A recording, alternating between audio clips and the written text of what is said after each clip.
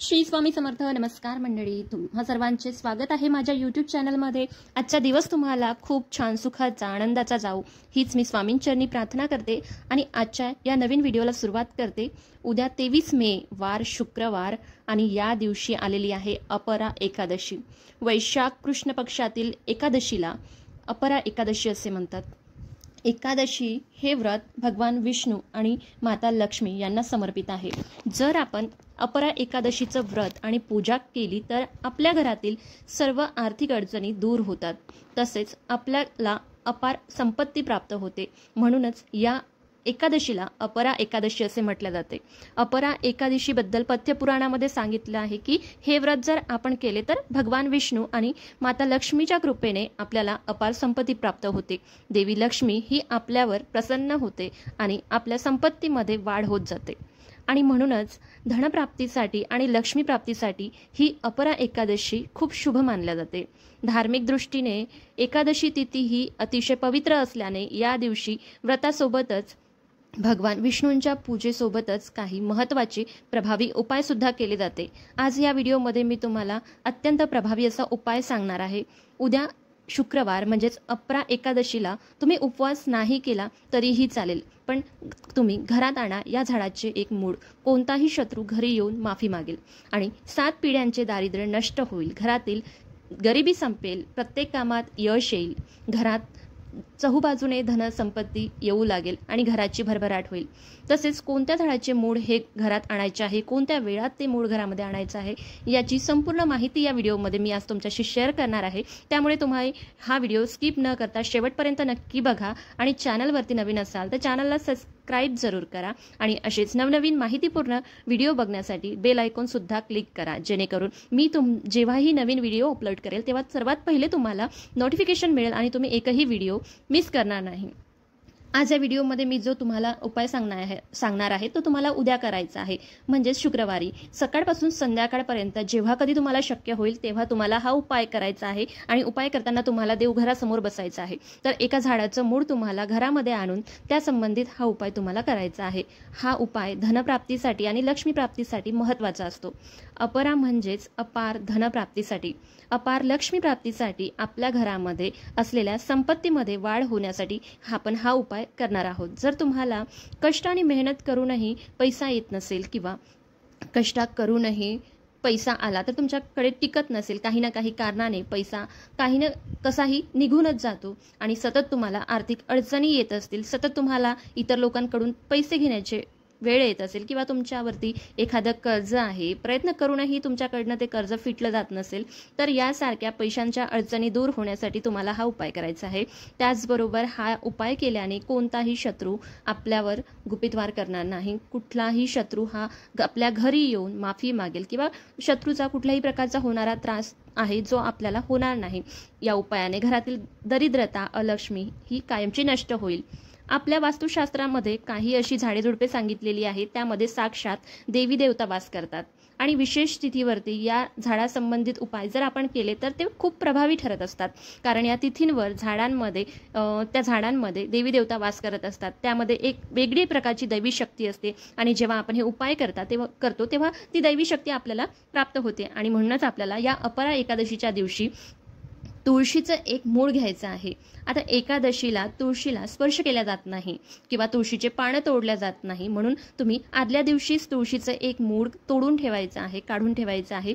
आणि आदल्या दिवशी काढलं तरीही चालेल, एकादशीच्या दिवशी काढायचं नाही. तुम्हाला शक्य झालं नाही तर जिथे कुठे पूजेचं साहित्य मिळतं तिथं अशी तुळशीची मुळं इझिली अवेलेबल होऊन जातात.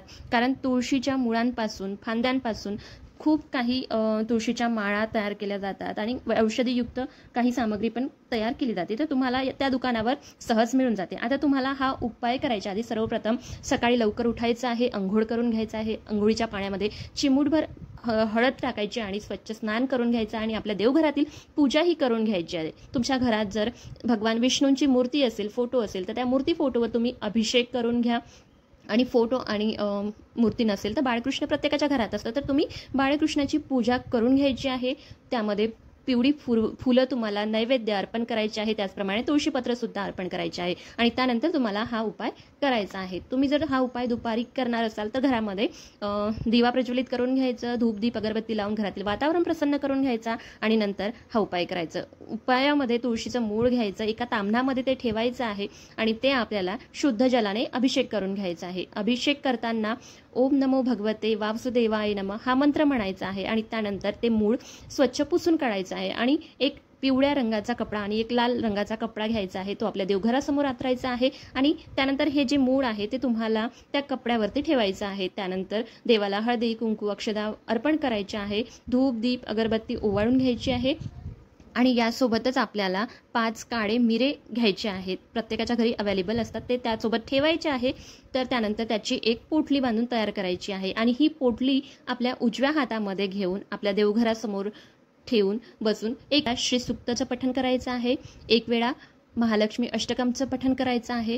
ही पोटली अभिमंत्रित करायची आहे आणि ही पोटली घेऊन तुम्हाला मुख्य दरवाजावरती आपल्या घराच्या बांधायची आहे। बांधताना ती घराच्या बाहेरच्या साईडनी बांधली तरी चालेल, घराच्या आतल्या साईडनी बांधली तरी चालेल, फक्त बांधताना अशी बांधा की जेव्हा बाहेरचा व्यक्ती आपल्या घरामध्ये येईल तेव्हा त्या पोटली खालून आपल्या घरामध्ये प्रवेश करेल।